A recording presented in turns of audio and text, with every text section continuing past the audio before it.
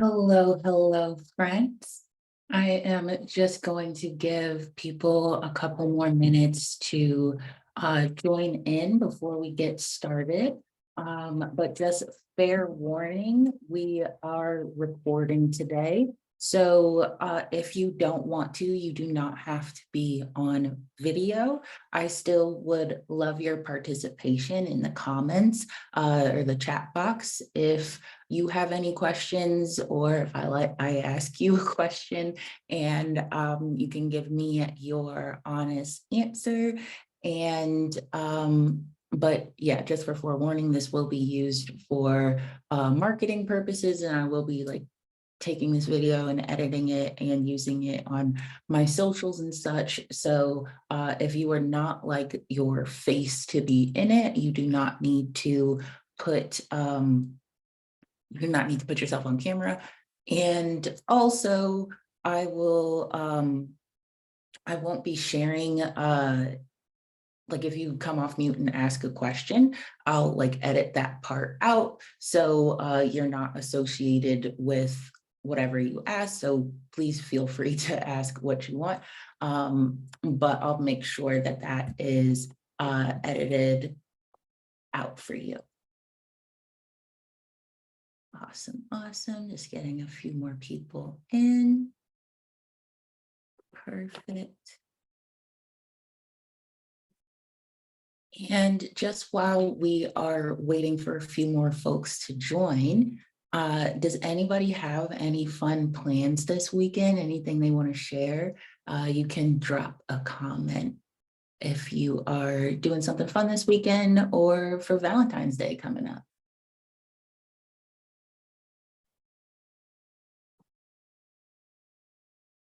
I know for me personally, I am excited today. I'm going to hang out with some of my friends. We're going to a happy hour. And my Valentine's Day plans are actually a Galentine's Day. Again, going out with some of my friends. So yeah, I'm excited for that. What about y'all?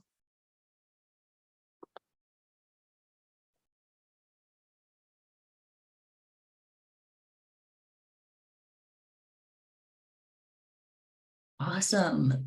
Okay, so we have Claire going to bird watching in your local woods. That sounds fun. I've never intentionally tried to bird watch. Is there anything out there that you're like excited to see or looking forward to trying to catch in the wild?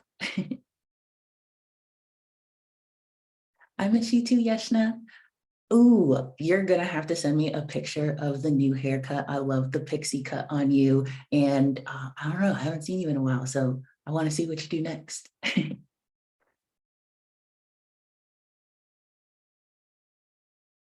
Okay, friends, for you who are just joining, we are just talking, chatting about our plans for this weekend or Valentine's Day before we get started while we're waiting on a couple more people to join the call.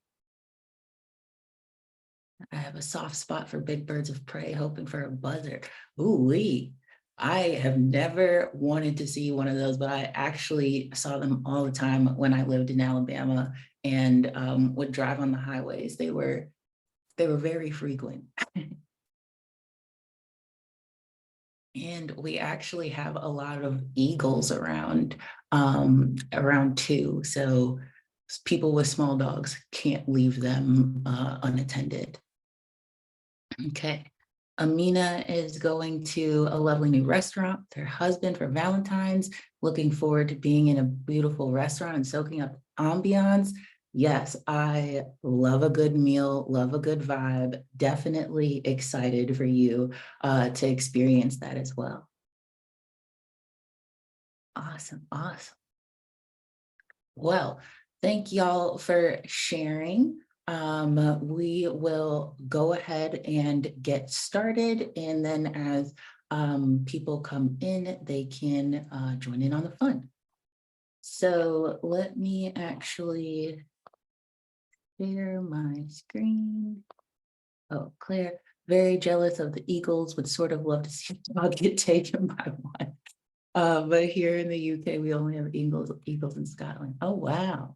I think I'm not super I don't know a lot about birds. I don't know if there are a bunch of different kinds of eagles, but I know like the bald eagle is like our state or national. I don't know, but they're around a lot. Um, and some do take the small dogs. Uh, okay, let me share my screen.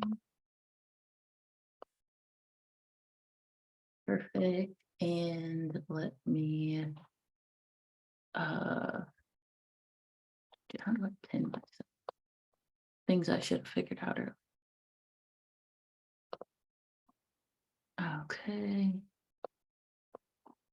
And start my show.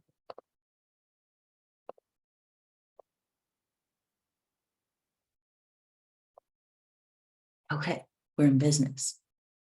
So, welcome to the Decolonize Your Pleasure Welcome webinar. I am so excited to talk about this today and have y'all here live. I do have time at the end for Q&A and coaching if you want it. However, if you have a question during the conversation or anything we're talking about, feel free to just pop in the chat or come off of mute and let your question be known. Okay, so I wanted to tell y'all a little bit about me, and I'm going to spend some time around here because I'm going to work it into the presentation and what my experiences and how I've decolonized my own pleasure and using that as examples for y'all. So I am a Black Caribbean American woman. My mother was born in Trinidad and grew up there, and my dad actually grew up in the city of Chicago and a little bit of the South as well, had some family out there. And I include this to say the importance of our own environments and family structures and how people have been trained to think and how they pass that on, sometimes unknowingly, usually with the best intentions, but we can grow up thinking that certain things are right or normal when they are really just traditionally things that our people, our ancestors have used to survive. So for me specifically, Caribbean culture mixed with Black culture, people pleasing was a huge thing.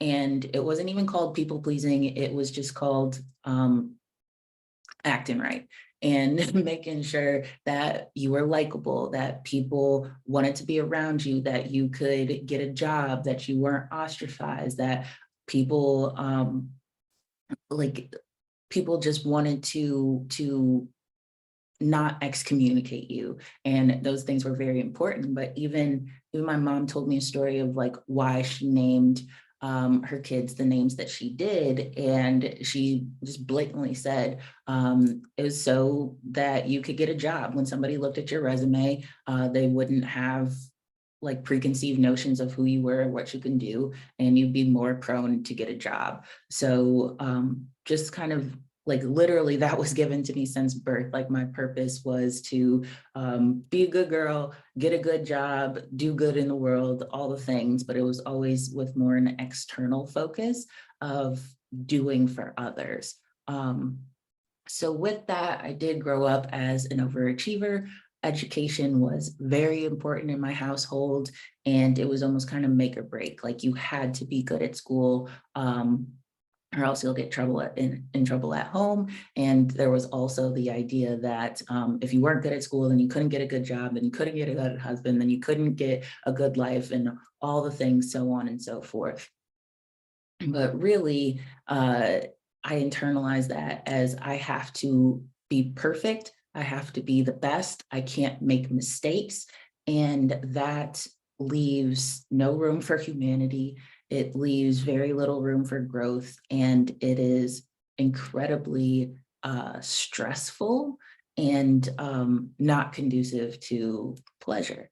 But just a little more about me. I really rode that overachiever train. I graduated college and immediately went to Microsoft and worked as a consultant, then a program manager for almost 5 years. And I did end up loving my job, but it was from a place of like, this is just what you do. And I lucked out in ending up in this place of like going to school, getting good grades, getting a good job, investing in the 401k, the life plan.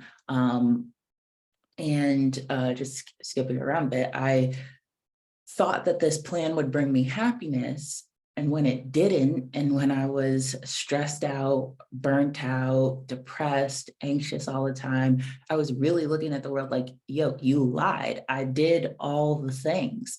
Why am I not happy?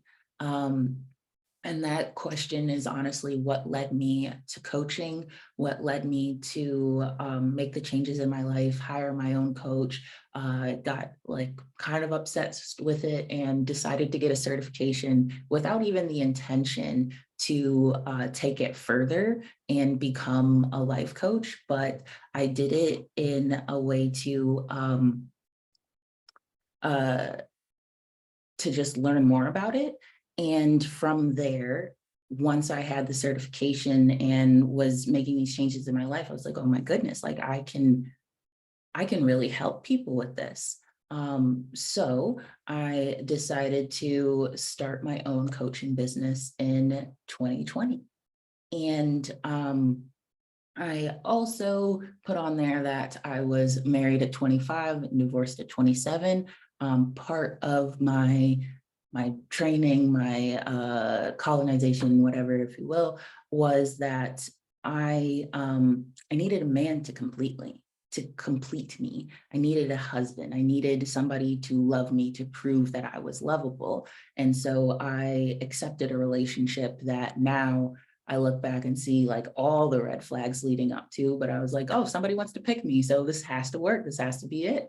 And got married. And in the time of my marriage, I was doing that work and got divorced pretty quickly, just about 2 years later. And I consider myself a recovering people pleaser and now a current pleasure seeker. So, oops, I just wanted to let in some additional folks and go back to sharing my screen. Okay, beautiful. Next slide. Okay, so what even is pleasure? Well, pleasure is anything that brings you joy or satiates you, gives you satisfaction. So yes, that does include sexual pleasure, but that is not the end all be all. Like I think looking at pleasure through the narrow focus of a sexual lens really gives a disservice to it because it's so much more than that. Audre Lorde has this quote that says, we tend to think of the erotic as an easy, tantalizing sexual arousal. But we tend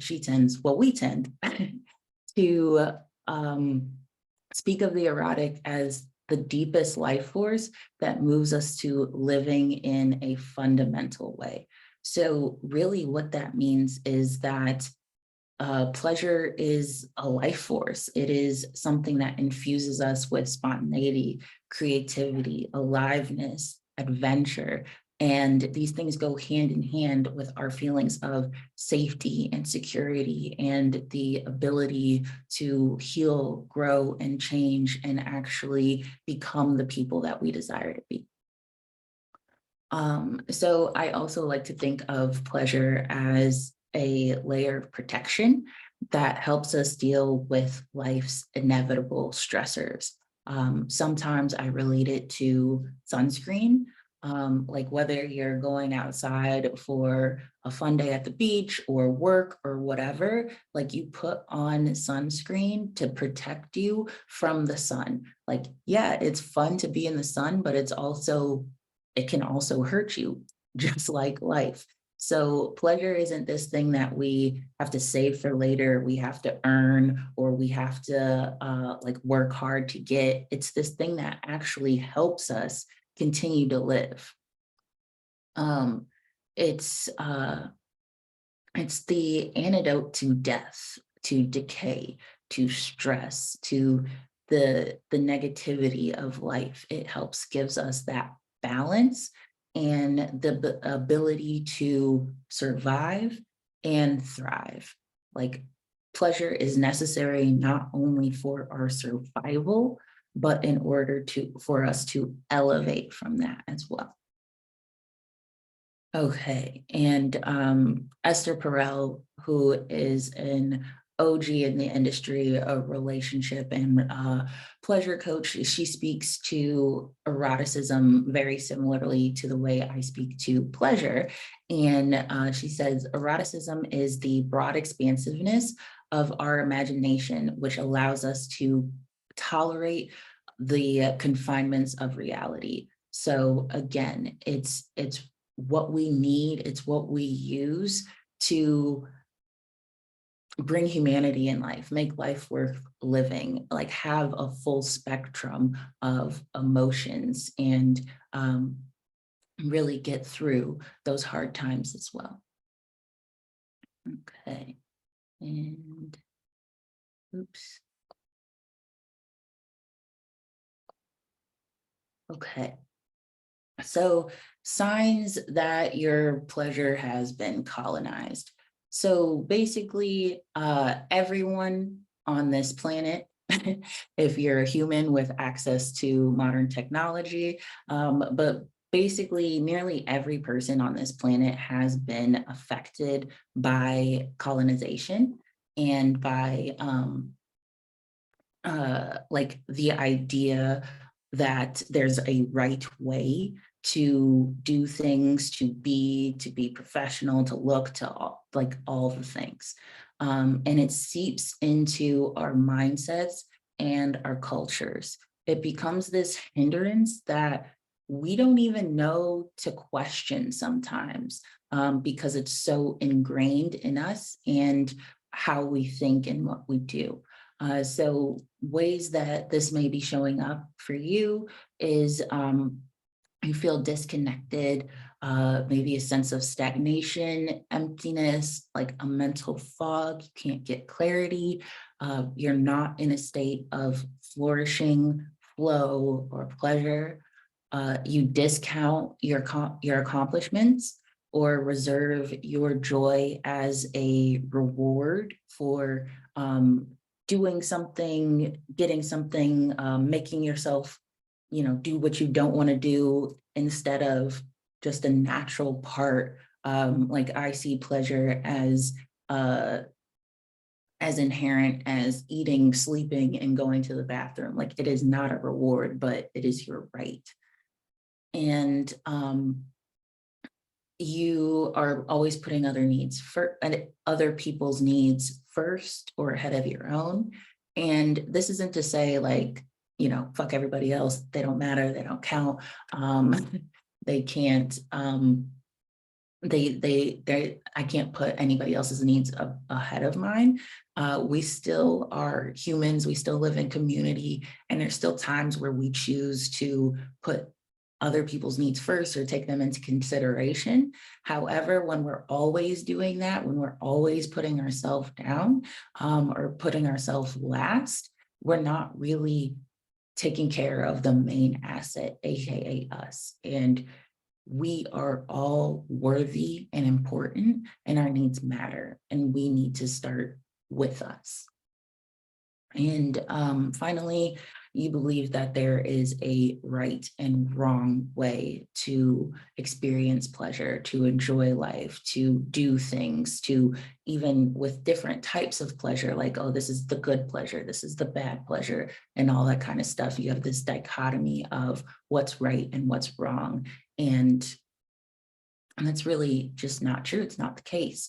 And of course, this list can go on and on. But just to use an example from my own life is when I was working corporate, I worked so hard.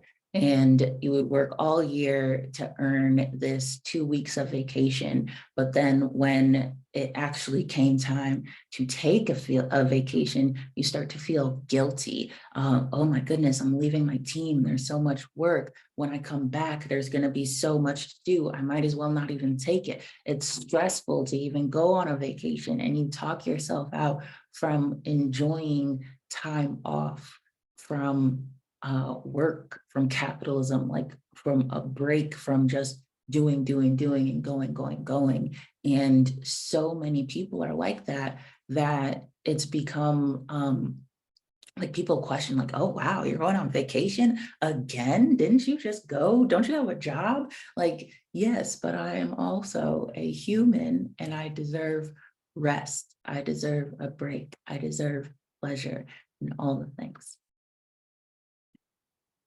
Okay. So the importance of decolonization. The world is way too big for everybody to be thinking and doing the same things. When we actually allow ourselves to live in our authentic truth, when we like don't think of our flaws as imperfections, because really, according to who, our flaws are not our flaws but who we are and how we're supposed to be. And yes, we can choose to change them, but that doesn't make them inherently wrong. And when we accept that about ourselves, when we actually look inward and have a connection with our mind, body, and spirit, we know what we want. We are listening to our inner voice, our intuition, and that thing that tells us what we really want to do. Everybody gets to experience that healing. It has a huge ripple out effect, and everybody gets to walk in their purpose and their pleasure, and we get to heal the world together.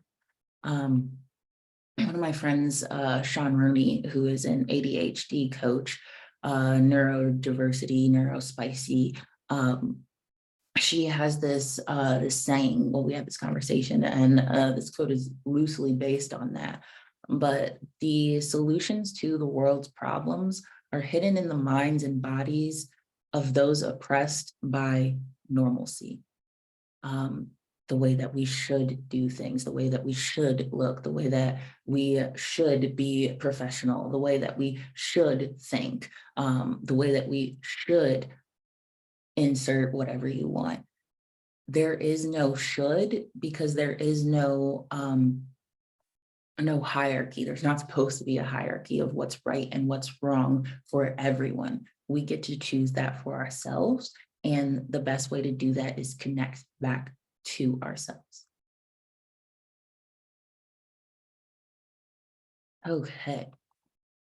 So how do we really do that? I broke this down in three main steps for us today. And I know, of course, there are more than that, but I wanted to give you guys some actionable content. So first up, know your worth. For starters, your worth is inherent. You are born with it.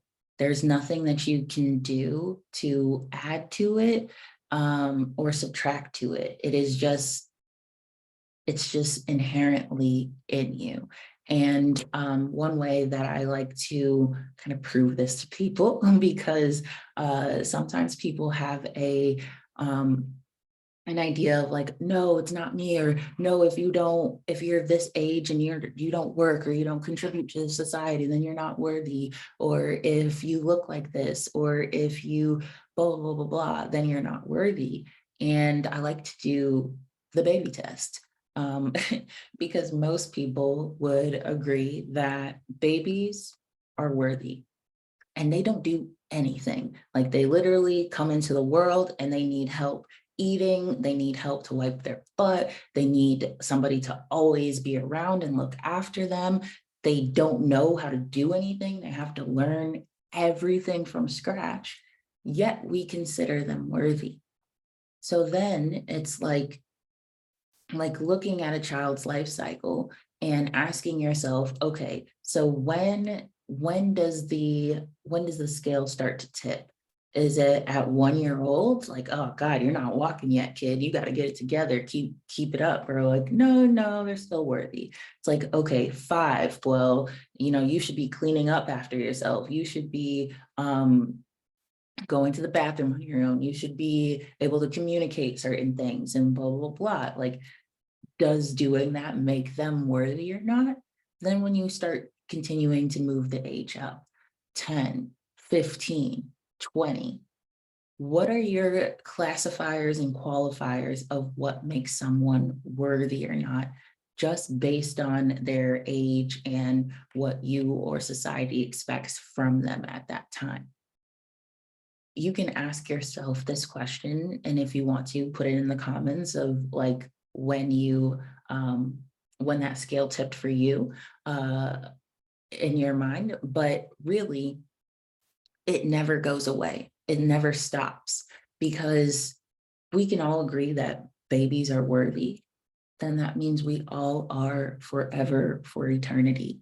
It's so subjective. Well, oh, well, if you're this age and you need to do this, but then, oh, some people think this at this age. That's just different people's thoughts and beliefs playing into um, and playing into what they believe is worth or not, and worthy or not. And there's really nothing that you can do about it. Your worth is yours.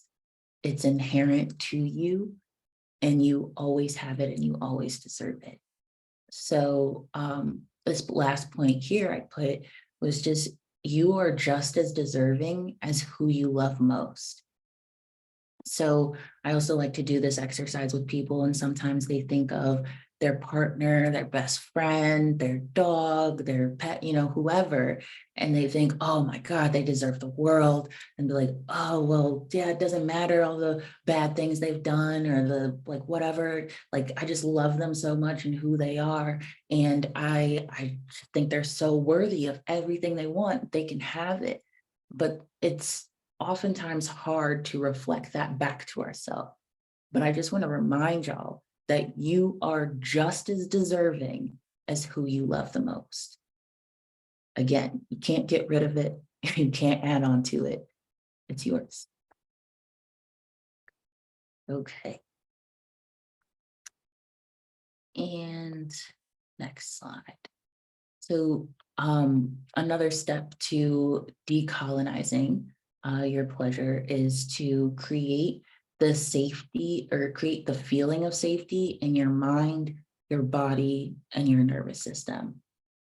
It's one thing to understand these things conceptually, but if you're having a nervous system response, or if your brain's going, well, yeah, that works for them, but not for me, it's very hard to actually practice and implement these things. So we want to create an ability to feel safe in rest.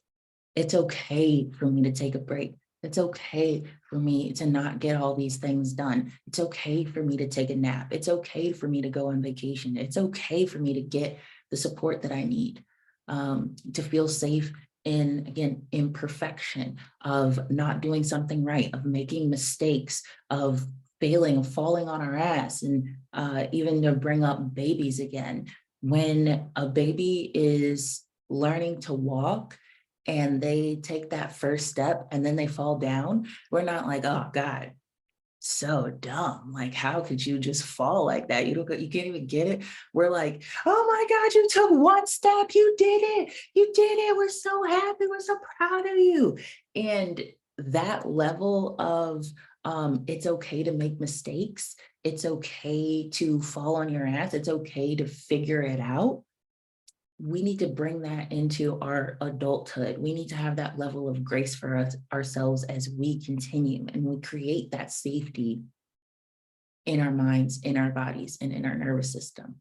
Again, the safety in asking for help, for making money, for achieving your goals, for being happy. If we don't actually feel safe in these things, if we're having a nervous system response, if our body is responding to, oh my gosh, I just got a check for X amount. Like, wow, I've never had this much money before. Like, what do I do with it? Am I allowed to have it? Is it safe for me? Is somebody going to take it from me? All these things. We need to create that feeling of safety in order to actually done these things and have these things. So I help my clients decrease the time spent in the dysregulation, in the nervous system response, in that either shut down state of like, oh God, I'm depressed, I'm anxious, I can't do anything, or that high sympathetic state of go, go, go, do, do, do, can't shut down, can't take a break, can't do anything, just gotta go, go, go, go, go and achieve. And to actually spend time and increase the time spent in the regulation, in the window of tolerance, where we can actually, where we have the ability to tolerate and be there and to be calm, connected, and creative, and actually experience pleasure without having a negative reaction to it.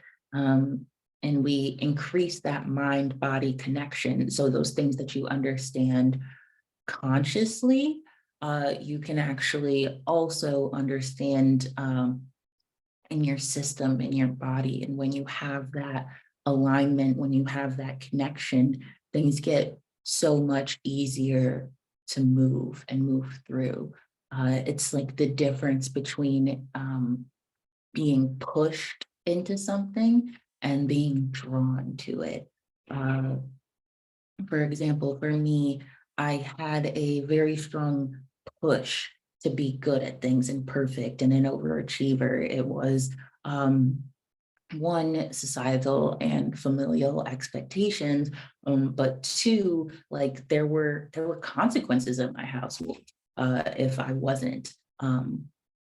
If I wasn't good at school, if I wasn't good at basketball, if I didn't do things right and all that kinds of stuff. And there were these very strong consequences that motivated me to do all the things.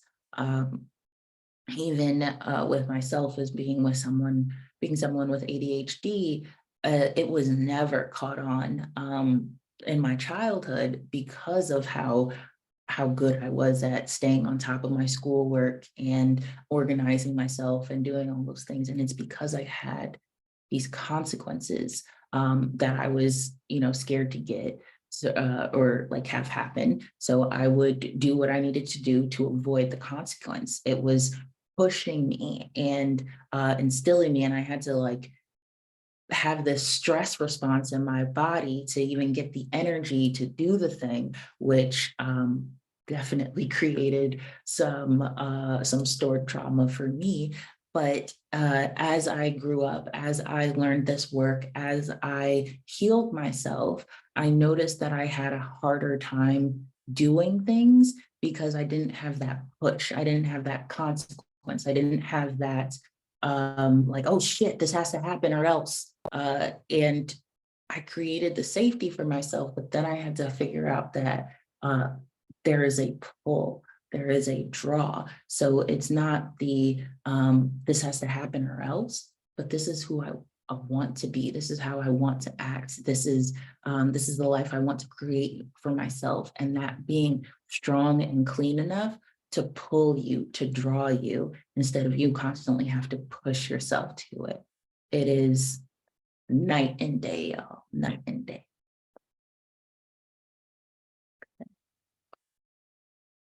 And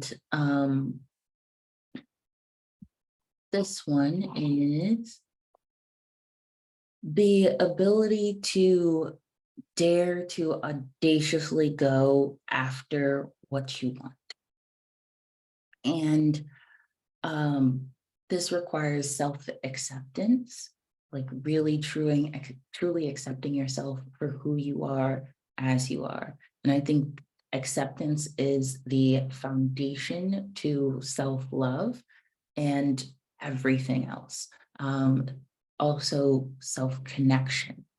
How are you relating to yourself? How are you talking to yourself? Do you know what you want? And when when your inner knowing, when your inner voice is talking to you, and how to listen to it and understand it, and really hear it. Um, and then self prioritization is actually the ability to put yourself first, to put your pleasure first, and do this work. So I wanted to give y'all a little activity, and you can write this down on your own, your piece of paper, or if you'd like to share in the chat. But I want you to take a couple seconds or a couple minutes to write down a pleasure bucket list. Like, what instantly comes to mind, or even when you think about it for a while, of what do I want? What would I like to experience? Not what can I experience, not what can I afford, but actually, what do I want? I want you to take a second to connect to your intuition without judgment and write down, we'll shoot for 10 things that you want to do and try.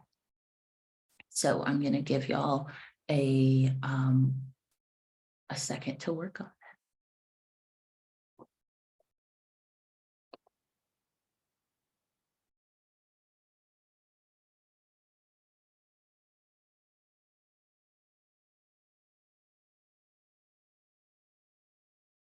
See if I could get some music queued up.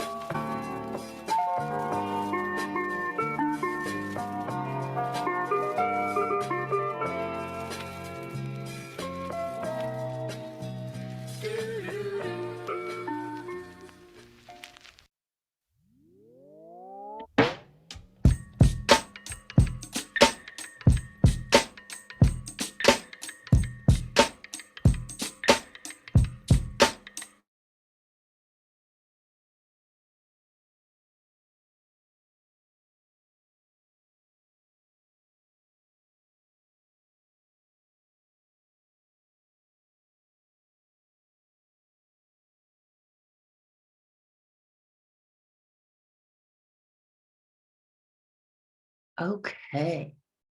Does anybody want to share what they came up with?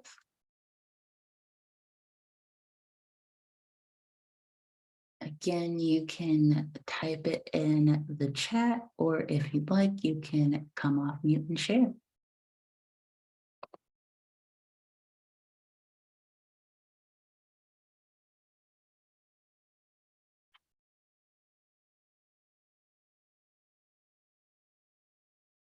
Don't be shy, y'all. I know for those that just joined, we just did an activity called the Pleasure Bucket List, where we are um, just writing down 10 things that we can think of that we really just want to do. Not that we can do, or we think that we can afford to do, or we're allowed to do, but just things that pop up in our heart that we have a desire to go out and do one day. Okay. Ooh, I want to own an emerald green Porsche 911, and I want to write a book. Ooh, I love those. Emerald green Porsche, that is so specific, and I love the color green, money green. But I don't think I know that car specifically. I'm gonna have to look it up. What would your book be about, Epiphany?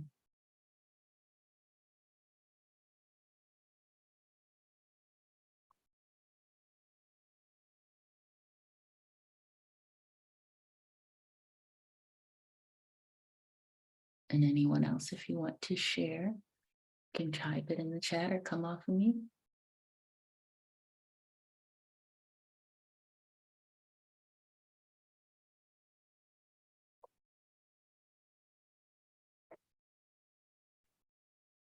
I think one for me is, I might have shared this with my email list before, but I've had um, this dream, this goal of mine to have like this deep control and connection to my body. Like I've always thought it was so cool that people could just like, you know, do a backflip just standing up. And I got kicked out of gymnastics because I grew too tall too quick, but I've always been like infatuated with the abilities. So I've been doing flexibility and mobility training, and I just have this like idea that on my 30th birthday, I'm gonna be, somewhere amazing, and I am gonna like be dancing, and then I'm gonna do a handstand, and I'm gonna drop into a split, and it's gonna be amazing. Like I have no idea why that's so vivid in my head, but like it's on my list. And no, I have never done a split in my life, never even a cartwheel, but hey, we can dream. Ooh, Amina, love the list. Rest whenever I want to, work the hours I want to work, walk in the forest and the heath under the blue sky and marvel at it, drive to the Royal Opera House in an Uber exec, yes ma'am, and sit instead of stand, learn with an inspiring dance teacher in a dance studio every other day, swim outside a few times a week, go to the osteopath when my neck hurts, weekly date night. Um, yes, and feel a sense of peace, a sense of openness, groundedness, clarity that comes with the state of meditating with others. Wow, that is such a beautiful list. And I want y'all to look at this list. Okay, Claire. I'd like to play with stones and mud in my garden. I'd like to make huge rock sculpture or something. Maybe have water run through it. Oh, that sounds cool. I love a water feature. I have no skills in this area at all, but read about an old guy who did it and it sounds fun. Like honestly, we don't have skills until we build the skills. So it's never too late to learn. It'd be awesome. Very, very cool. I'd love. And I want y'all to take a look at your list, take a look at what you wrote down, and really connect with how you feel even thinking about the possibility of it. And I want you to connect to that feeling, get familiar with it, and really ask yourself, is this something that I'm used to feeling, or is this foreign to me? And ask yourself, how can I create more of this feeling in my life right now? I also want you to look at your list and see how it's actually possible to achieve. Maybe it seems like a long shot right now, like for me, who can't do a split or doesn't really have the most upper body strength, like, but I can really visualize myself doing it, seeing it, like literally feeling how free I would be to experience my body in that way. And I want you to really connect to that version of yourself and the possibility of it becoming reality. And then I want you to play with, how can I make this a reality for me now?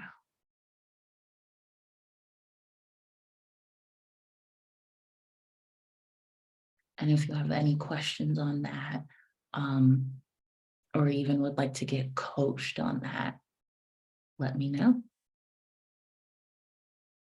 This time is yours.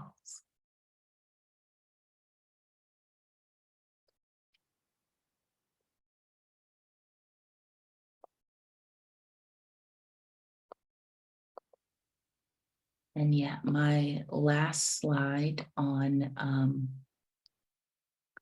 oh, well, I did have a little bit left, but why we're not taught to prioritize our pleasure, or why society doesn't want us to decolonize from our pleasure, is really because of who it benefits, or who are decolonization, who are self prioritization stops benefiting. We stop working towards that collective capitalistic goal of a small number of people at the top being very privileged, very rich, and everybody else working towards them. When we start doing this for ourselves, when we start making decisions for ourselves, not only do we liberate ourselves, but others around us. It does have that ripple out effect. And when we choose to prioritize our pleasure, when we choose to actually believe differently than what we're taught, we're able to see the possibility in the things that we didn't think were for us, and the things that we didn't think were possible. We actually begin to create those as reality. Um, and that in and of itself creates more space for that authenticity, for our ultimate purpose, and for us really living in a society that's not depressed and anxious and sad all the time, one that's co-collaborative, and people are operating in their truth, operating in their purpose, operating in the ways that light them up, that allow light to shine on others as well. And we do this individually so we can do it together and really change how everything works. It really starts with one, y'all. Um, but yes, my last slide here was just Q&A. So I'd like to open up the floor and see if y'all had any questions.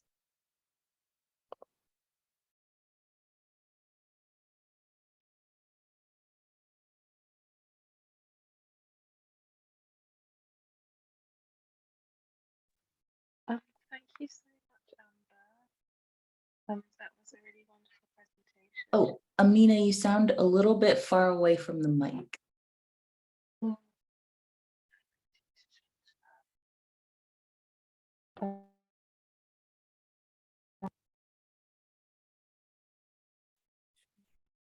Uh-oh. I am having a little trouble hearing you. Can you hear me any better now? Yes, that's so much better. Oh, thank you so much for your patience, Amber. Thank you for your presentation. It was really enlightening. Thank you so much. Of course. I just wanted to get coaching because I'm going through a bit of a challenge with like trying to work 8 hours a day and also trying to do a number of hours of childcare work as well, and feeling this huge sense of heaviness, feeling like dull, you know, not feeling alive, not feeling peaceful or curious, you know, or excited. And I think it's because of the lack of autonomy, really, that I'm experiencing right now with so many work, like paid work and also unpaid work. Yeah. Yeah, I'll stop there. Yeah, let's start with that heaviness. Where do you feel the heaviness in your body? I feel it on my chest, you know, On like your not being able to breathe. Okay, okay, so a little bit of restriction in your chest. Is Yeah. there, if you were to place your hands and put pressure on your chest, what does that do to the heaviness? I feel something saying, when I put my hand on my upper chest, I feel something saying, I'm here to support you. Mm. And when you feel that level of support, what does it do to the heaviness? I kind of feel myself just automatically taking really deep breaths, you know, Mm. breathing, not feeling that constriction of the breath. Yeah. And when you're taking those breaths, do you have any inclination, or is your body calling to do anything else? Maybe like a constricted motion, like you just fall over, or maybe you're standing up straight, or maybe you want to move or look around. Does anything like that happen when you take those breaths? As I take the deep breaths, I feel kind of almost like my shoulders relaxing. I feel like it's taking me out of dysregulation. I feel this like regulating kind of feeling. Yeah. And in that regulated feeling, is that familiar for you, or does it feel a little foreign? It feels like I'm going back to safety. Yeah. Yeah, it doesn't necessarily feel super unfamiliar, but it just feels like I'm going back into a safe place. Yeah. Okay. And I want you to take this, well, before we go anywhere, when you feel connected back to the safety, you feel supported, and you have that level of support, and the deep breaths, is there anything else that you feel called to do in your body, or any other way you can support yourself I in the this thing? thing Sorry. Oh, sorry, go ahead. The thing that the thing I feel, the thing that wants is to come is just to stop, you know, just to stand still, Mhm. feet grounded, not walking forward, you know, not moving, just to stop. So let's follow that. And just, are you available to put your feet on the ground, maybe stand up and just feel that still groundedness? Yes, yes. Okay. And what happens when you just allow yourself to be still and grounded? I can hear the thought, I am, and it feels like it feels it feels strong, it feels rooted, and it feels apart from all the things that might be pulling me to from side to side. It Mhm. feels strong. And so you have that I am, and that sounds like I am strong, I am still, I am grounded. Is there anything else that that comes up when you think I am? I am supported, like I can feel almost like roots of a tree, like I can feel something reaching out from the soles of my feet down into the earth. I'm rooted. Yeah, Yeah. I'm Okay. supported.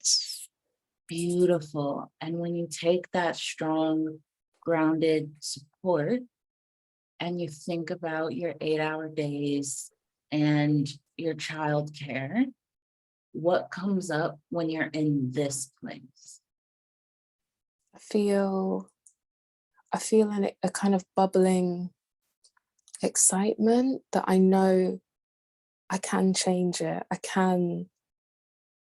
I am entrepreneurial, I am creative, I can change it, I can support myself whilst I'm transitioning, and I can make the change to work the hours I want to work and to be the kind of mother that I want to be.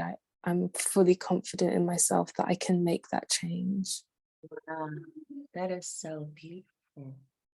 And see, we didn't change your schedule. We didn't take anything off your plate. And granted, that is work we can do to adjust and see where we can, take things off to make things easier. But it's really the feeling that we have when we approach our responsibilities and the things that are on our plate.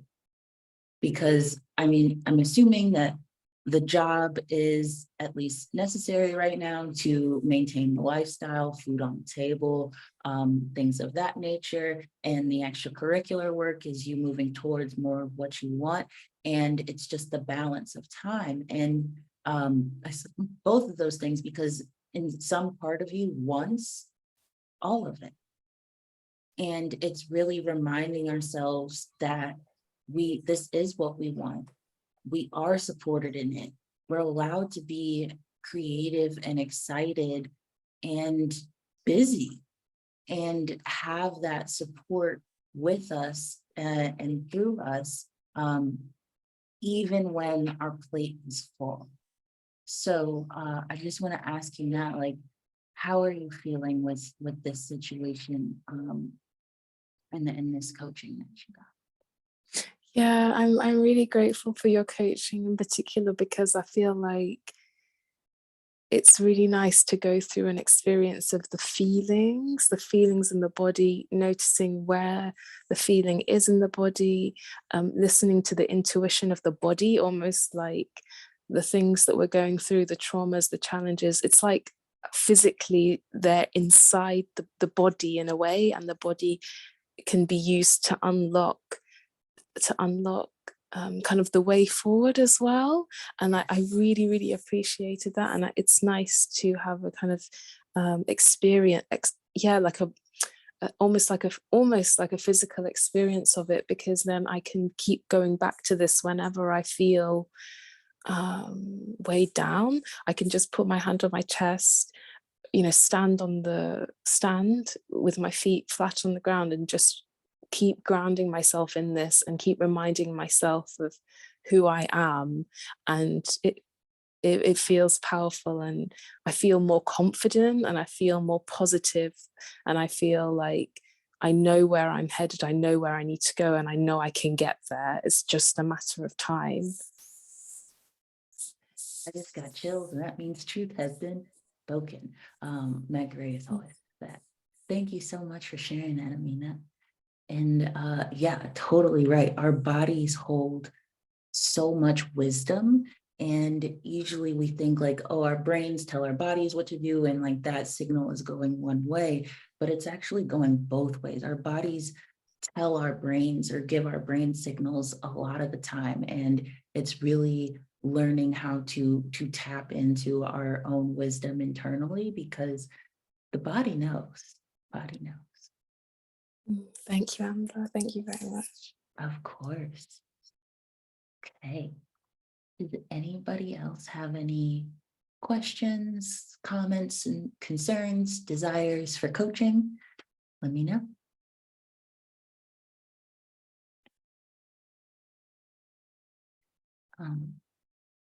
But just in case, or today we all couple seconds to type that out or come off mute, I did want to let y'all know about my current offerings. So I do have a 6-month program where we do this work together, whether that be trauma healing and nervous system healing, this decolonization of our pleasure and prioritization of it, hitting our goals, our time management, all those types of things, based on what you want and what you need. We'll create that plan together and work towards it. I have a 6-month package where we meet 20 times over those 6 months, for an hour, about every week. And we really get into you focusing on you, everything you need, and how you can be supported in that process and really get to what you want, and while being who you want and having a good time doing it. And with that, I also offer Voxer support. So in between our sessions, because a lot of life happens outside of an hour a week, we can communicate either through that, it's like text or walkie-talkie type, so we can talk and hear each other, and coach in that manner as well. And I recommend this 6-month program because a lot of life happens in 6 months, and it gives us the chance to be with each other for that life, and like knowing how to deal with things when they come up, how to pivot, how to set and achieve the goals, even with the missteps or the backtracking and all the things that inevitably just happen, as well as being able to really build the practice and learn these tools so you can take them on your own. I don't plan for my clients to be with me forever. I want y'all to be able to really do this work for yourselves, as well. And so that's why I love the 6-month offering, and that itself is $10,000 USD. And I do know that this isn't accessible for everyone, but they still want to do this work. And if that does apply to you, I have recently opened up monthly coaching, which is all the same things, but it's just for a month. We have 4 sessions together, and it's my firm belief that even one session will change your life. So just having access to these tools and the support over 1 month's time, and that would be $2,000. So I did add that offering to my list, as well as my pleasure priority planning playground. And this is just a single 90-minute session where we go over what's going on in your life right now, what do you want, where the gaps are, and by the end of it, we actually have a pleasure plan that you can act on moving forward, and that is $750 one-time session. And those are my current offerings. So if you would like to work with me or explore what that would look like, I want to give y'all the booking link to book a consult where we can talk it through, talk it out, and oops, everyone, and see how we can work together. So if you would like to do that, I would love to talk to you. So yeah, that link is in the comment section now. And that's my spiel. But if anyone had any other questions or wanted to be coached, I'd love to open the floor back up for that.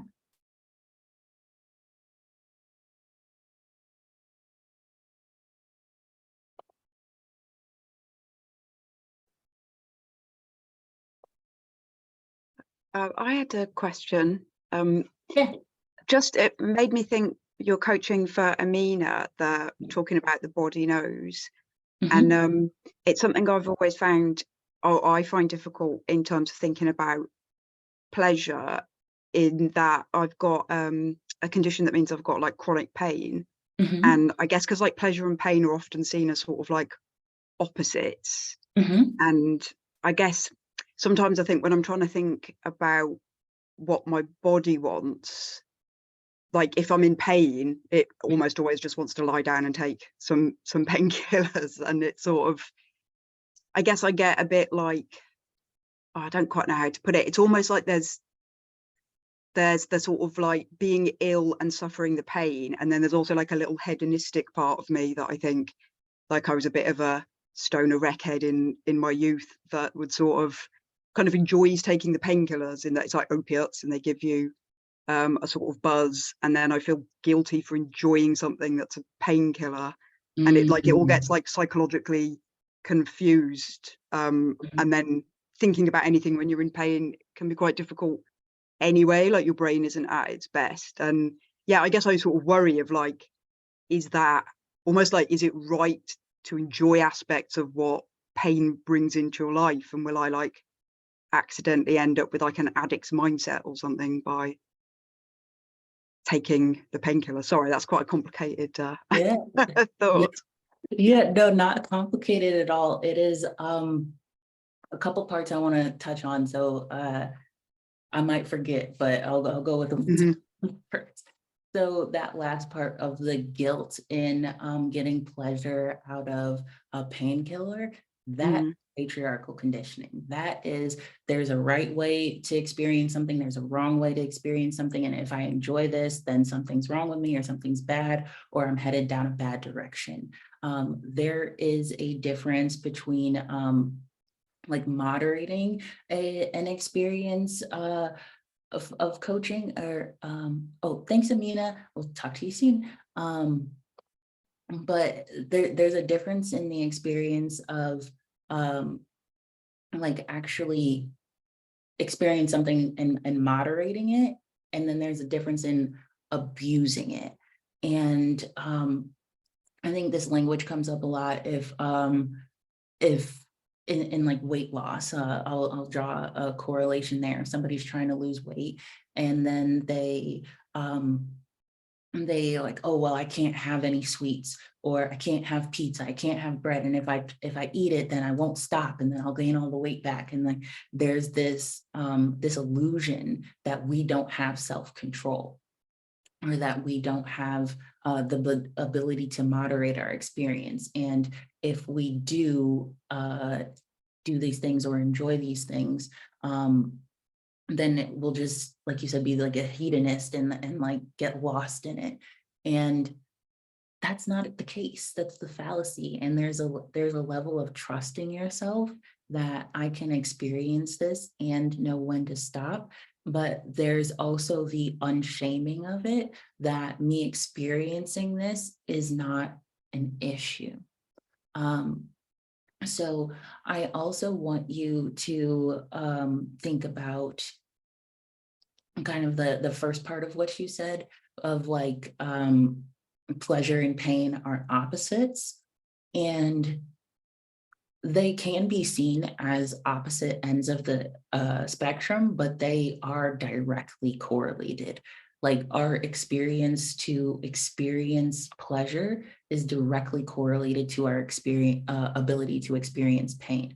If we're not willing to experience one, then we're unavailable to experience the other. So really actually unshaming from your chronic condition and being like, oh, well, if I just am in pain, then that just means I want to like lay down and take painkillers. Like that is likely something that you've done in the past and relied on, but with the component of this is the only thing I can do, or this is acceptable, or this is the only thing that I'm available for or have the capacity for. And then when we actually, one, like psychologically unshame from that dynamic, and then two, like really connect with the body and see where our desire is. So instead of that push of like, this is what I have to do, we have that pull to this is what I want to do. So it's very possible that we, even within that dynamic of pain, that the only option isn't just lay down and take the painkillers, but there's other areas of or avenues that we can explore, that your body understands, that maybe your mind isn't caught up with, of this is another way to soothe what's going on here. This is another way to get what I need. This is another way where I can actually experience pleasure. Like despite the pain that that you chronically experience. So that's my 2 cents. I feel like I'm talking a little bit. So I just want to see how that lands for you. No, that's brilliant. I love the sort of philosophy in that of because I'm aware of that sometimes when the voice that sort of says lie down and take painkillers, that sometimes I'm aware that I could say like go for a walk, or I've got this kind of physio set that I can do, and there's almost a bit of me that's like, oh, if the world sees me physically doing something while I'm also saying I'm in pain, almost like I'm not doing pain right, you know, like I'll be sort of judged for being able to be active. And Yeah. I think that's probably quite common with a lot of like invisible illness, where it's that sort of, it's almost like, oh, well, if you want to be given whatever, like support at work, to work from home or what have you, then you have to kind of present always as someone who can't, who fits the mold of an ill person, which is someone like lying in bed, as a sort of stereotype. And that is really interesting, because I have caught another sort of, yeah, like a resistance in myself when I'm like, but if I know what I could also do, this other thing that can sometimes help, I shouldn't be scared to do that, because I'm worried these other imaginary people are going to judge me for it. And that's really interesting that you sort of, not that that's, you said something way more eloquent than that, but that like that's made me think of that, and that's really interesting. Yeah, and like just noticing where that socialization comes into play. Like, this is what illness looks like. And if I act anything outside of this perceived mold of illness, then that means, oh, I'm not really ill, or I can't get support in the ways that I need, or I can't work from home, or like whatever. And like, one, let's pay attention to who created that mold of illness. And like, it's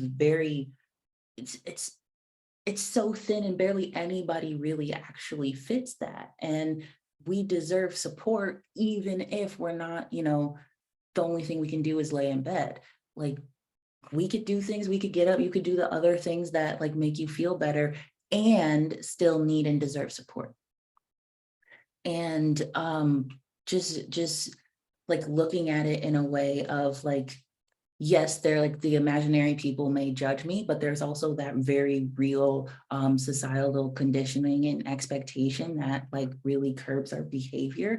And it's us, again, putting our needs and our pleasure and what makes sense for us first, so that like, even if and when, because somebody's always going to have an opinion when it comes up and when it comes back to you, it's you being strong in your own needs, wants, and desires, so that that other stuff can't really make its way through. I have this other quote by Audre Lorde. I'm quoting her a lot today, and I might butcher it, but it's basically the idea that when I'm strong in something, when I accept something about myself, no one else can use that as a detriment to me or as a diss to me. So if I accept where I am and who I am and what I can do and what I can't do and what I need help with, nobody else can be like, oh my God, you need help with that? Oh my God, you got out of bed. That means you're not like, okay, I accept this about me, so that doesn't even affect me. Oh, that's brilliant. That's such a good quote. I'm going to have to find that. Yeah, that's anything that kind of makes you get in that mindset of like, well, if I look after myself, I'm like, screwing the patriarchy is like good motivation to do it as well, right? In like, yeah, and yeah, that is like a nice little bit of something in your arsenal to defeat those voices, like you say, that have been socialized to have this is how you're ill. Oh, it's brilliant. Woo. Oh, you're good, aren't you? Thank you. I'm glad that was helpful.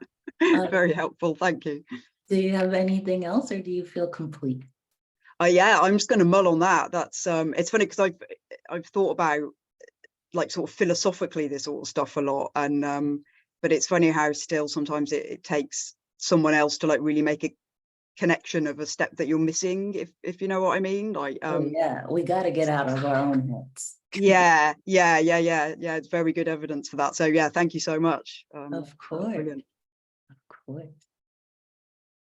All right, y'all. Anything else? Any other questions, comments, concerns, coaching? Claire, Rebecca, thanks you for talking about the chronic illness. It is something that I think a lot of people don't talk about, because just like you were saying, Claire, it's like it's hard to talk about because you think that you don't fit the mold of what it should look like. So it's just these things that we suffer silently with, and we don't have to suffer in silence. It could look any way we want it to, because it does. It looks the way it does for us, because that's the way it exists.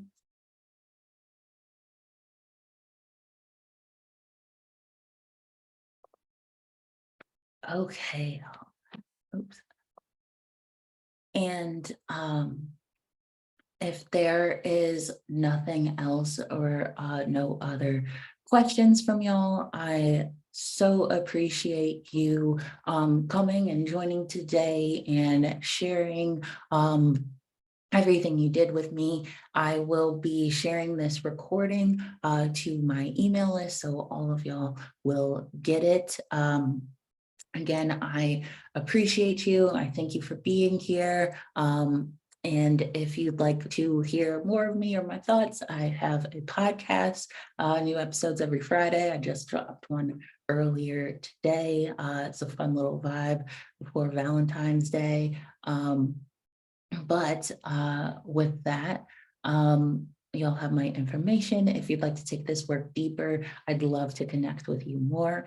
You have that link as well. And yeah, I guess I will end it here.